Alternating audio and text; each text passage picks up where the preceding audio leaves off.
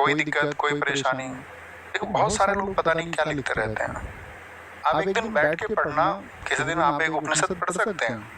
उपनिषदों में ऐसा मैं सोच रहा हूँ बहुत बड़ा होगा, 108 या जो आपका वो बोलते हैं ना आपका गीता प्रेस के द्वारा, वो 111 उपनिषद। तो अगर आप इन उपनिषदों को पढ़ेंगे, इसमें एक उपनिषद पढ़ना मृत्युनिषद। अब तो आप डिजिटल वर्ल्ड में जी रहे हैं, तो देखिए वहां पर एक श्लोक मिलेगा आपको, उसमें आएगा आपका एक श्लोक आता है, मन है मनुष्याणाम सुखियो दुखियो। यानी कि तुम्हारा जो मन है, तुम्हारा जो चित्त है, तुम्हारे मन में जो चल रहा है वही एक सुख और दुख को पैदा करेगा। तो आप मुझसे सवाल कर रहे हैं कि हमको रामायण पढ़नी चाहिए, नहीं है, तुम्हारा चित्त निर्धारित करना चाहिए।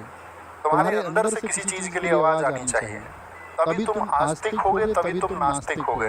तुम दुनिया की सारी प्रथाओं को ना मानो, तुम चारवाक दर्शन को पढ़ लो। चारवाक दर्शन को पढ़ने वाले लोग इन सब जितनी भी चीजें हैं, आपका आध्यात्मिक चीजें नहीं मानते। तो चारवाक दर्शन से भी तो लोग जी रहे हैं दुनिया में, उनका जीवन भी है, अच्छा जीवन भी है, वो खराब जीवन भी है चारवाक को फॉलो करने वालों का। जो बाकी षड दर्शन को मानते हैं, बाकी अध्यात्म के साथ जी रहे हैं, उनका जीवन भी अच्छा है बुरा है, ये आपको तय करना है। आपका निजी जीवन है, आप कैसा जीना चाहते हो उसको। और मैं उस आधार पर, अगर आप मुझसे कल ये कहोगे ना कि तुम आस्तिक हो, तो मैं कहूंगा अच्छा है। तुम कहोगे कि तुम नास्तिक हो, तो मैं कहूंगा अच्छा है। मैं इस बात पर क्यों जोर दूंगा तुमसे?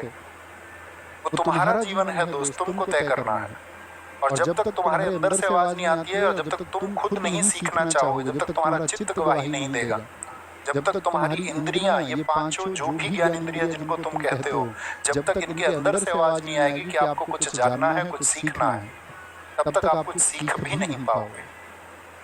तब तक चाहे मैं कुछ कहता रहूं, चाहे दुनिया कुछ कहते रहे, चाहे संत लोग कुछ कहते रहे, चाहे स्वयं परमात्मा की ही आकाशवाणी तुम्हारे सामने क्यों ना हो जाए, आपके अंदर परिवर्तन नहीं आएगा। परिवर्तन आएगा जब आपका चित्त उसके लिए तैयार होगा, जब तुम अपने मन को नियंत्रित कर लोगे, उसके अलावा नहीं।